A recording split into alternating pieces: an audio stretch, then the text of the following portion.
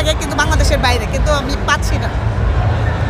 এই যে বলেন একজনকে ভালো লাগে, হ্যাঁ, তার জন্য কি অপেক্ষা করবেন? এটা কি ভালোবাসা না ভালো লাগা? ভালো লাগা বা অপেক্ষা করতেছি বা করবো।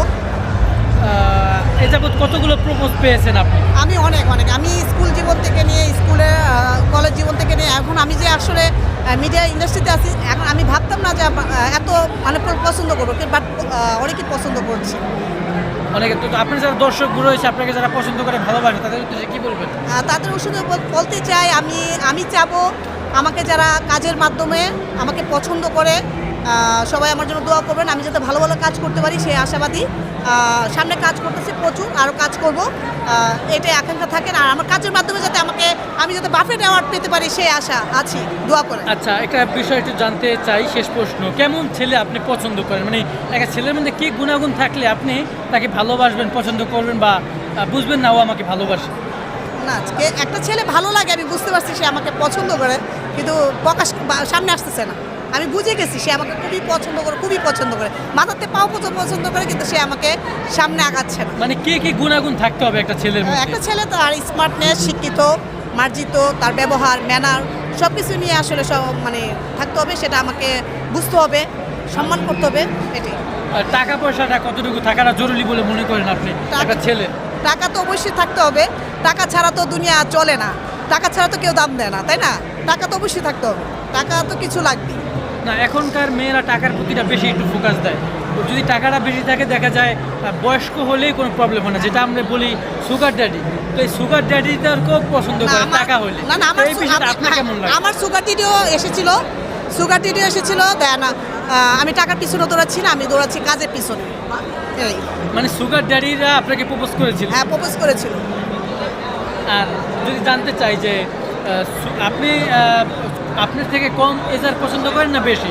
মানে এখন একটা ট্রেন্ড চলতেছে যে সবাই কম বয়সী ছেলেদেরকে বেশি পছন্দ। না, মানে আমার কথা হলো একটা ছেলে আমাকে চিনবে, জানবে, পছন্দ করবে, ভালো লাগবে, এইটাই। আমাকে চিনতে হবে, তো বুঝতে হবে, আমাকে সম্মান করতে হবে, ম্যানার থাকতে হবে তারও। মানে বয়সটা আপনার কাছে ম্যাটার না, ছোট হোক বড় হোক? এটা বিষয় না, কিন্তু বয়সটা 50 কাছাকাছি, 50-55। মানে 55 বয়সের ভিতরে থাকতে হবে। যদি কোনো 25 বছরের যুবক আপনাকে বলে আমি তোমাকে ভালোবাসি, লায়লা মামুনের মতো, না, এটা তো অফার অবশ্যই আসছে, এটা তো অফার আসছে, এবং অতীতেও ছিল। আমরা মানে অতীতেও ছিল, আমার মিডিয়াতে আসার আগেও ছিল, 25 বছর 22 বছর ছেলেরা ছিল, কিন্তু আমি প্রেমটাকে প্রাধান্য না দিয়ে দেন আমি সামনে আগাচ্ছি। আচ্ছা, শেষ করব একটা বিষয় জানি, বর্তমানে সোশ্যাল মিডিয়ায় শুধু লায়লা মামুন নিয়ে কি তোলপাড়, এই বিষয়টা আপনি কিভাবে দেখেন? আমি বলবো এখানে আসলে দুইজনের মানে সমস্যা ছিল। উনি আসলে কি উনি আসলে ভালো লেগে গেছে, ওই ছেলেটাকে ভালো লেগেছে বলে ভুলতে পারে না, টাকার বিনিময় হলেও ওই ছেলেকে কাছে আনতে চায়। আর মামুনে টাকার লোভে পড়ে দেন ওর কাছে চলে গেছে, এটা আসলে খুবই ভেরি স্যাড। দুজনে কিন্তু এখন সমস্যা, কেউ ছুটতে পারতেছে না। আপনি কাকে দোষ দিবেন দুজনের মধ্যে, লায়লা না মামুন? না, দুজনে আমি 50-50 বলবো, দুজনে 50-50 আছে, কারণ ওরও ভুল আছে, ও কেন এই ছেলেটাকে ভালোবাসে।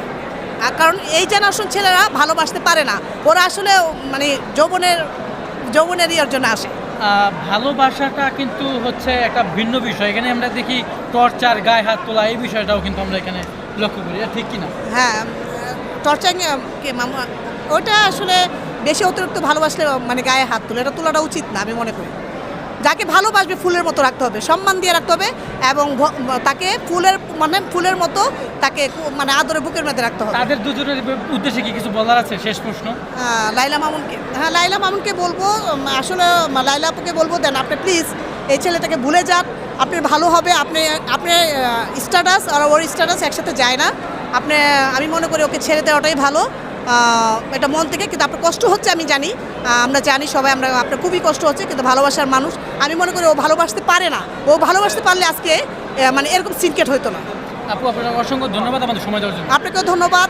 সামনে যাতে ভবিষ্যতে যাতে আমি বাফেট অ্যাওয়ার্ড নিতে পারি, সবাই আমার জন্য দোয়া করুন। ওকে, থ্যাংক ইউ।